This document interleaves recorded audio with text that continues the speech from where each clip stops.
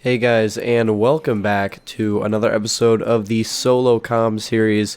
I am now turning this series into something where I talk about like other things instead of just talking over the gameplay. And I apologize for not uploading for a couple days. I got sick, missed a day of school. Oh no!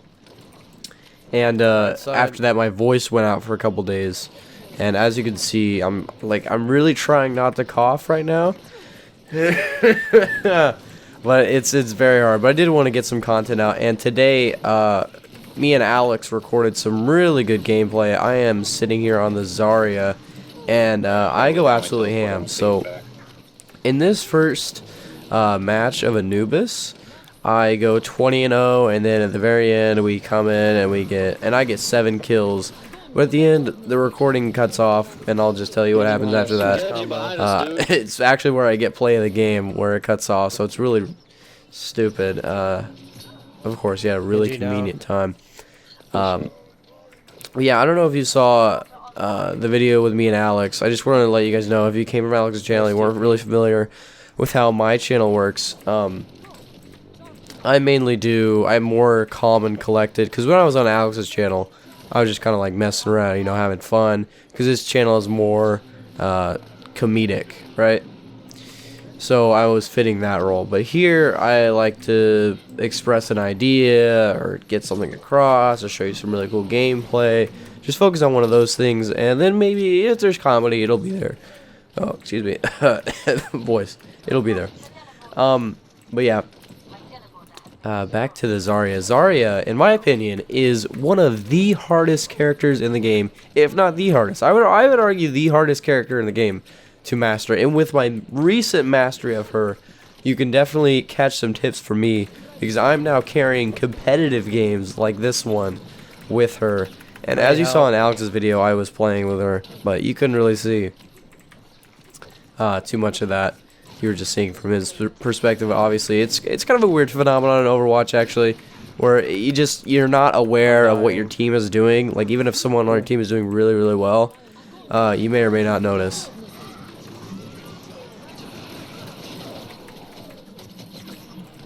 Excuse me there, I had to cough a little bit. But yeah, at the end here, we just sort of clean up, man. I just go absolutely ham. Tracking is really, really important. If you can see here, my screen, I record on a 144 hertz monitor. As you guys know, I do have this. I do mention a lot. So, obviously, you're watching only 60 hertz. That's all we can record and upload in on YouTube. So the tracking is going to look a little jittery for some reason. That's how it looked in my playback. I don't know if it's going to look like that on YouTube. It might be smoother if I do some editing tricks. But if it is jagged, that's why it doesn't look like that to me when I'm recording. It looks very smooth. A big tip for hit scan and flick, right? Any kind of damage.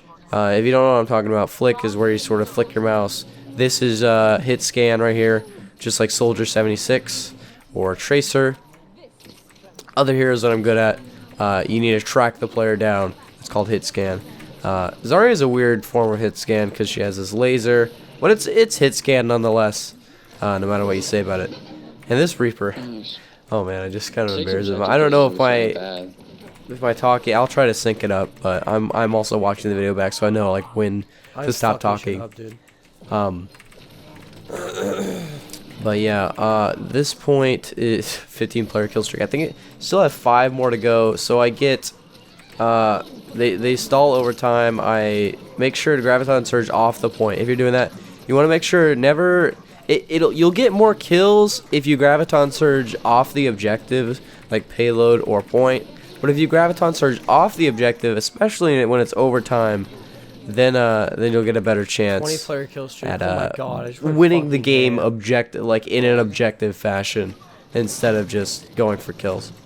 But as my Sony Vegas lags here, tries to catch up. Okay, so immediately I'm getting max charge. That's what you want to do, especially at a choke point. Just run in with your barrier. Yeah, okay. By the way, for anyone who doesn't know how Zarya works, might be a little bit late to the show, but your left shift puts a barrier around yourself. If the enemy team shoots that barrier, your gun gets more powerful. As you can see, the number going 1 to 100, and the sort of thick circle surrounding it gets thicker. If you're at 100 charge, your gun does an amazing amount of damage. I don't know what the statistics are on it. It's probably online somewhere. You could look it up how much damage you do, amplified. But it is a multiplier of how much damage you're doing. Not like, you know, compounding an amazing amount, but it is a multiplier nonetheless. Excuse me. And your E barriers other players. So what that could do two things. It can power up your own gun, obviously, and the recording is gonna cut off like right here. And I also get I get 5 more kills after this to end the game at 27. So I'm just gonna skip to a still frame for the rest of this. But your E blocks other players. It can save their ass and charge your gun. And yeah, so right after this, like I said earlier, I get play of the game. I never saved it. I forgot to save the play of the game. But just a little bit of Zarya gameplay. If you really missed some good tips in the middle there while I was playing, feel free to rewind the video. And I will have more Zarya gameplay for you. I just wanted to get something out.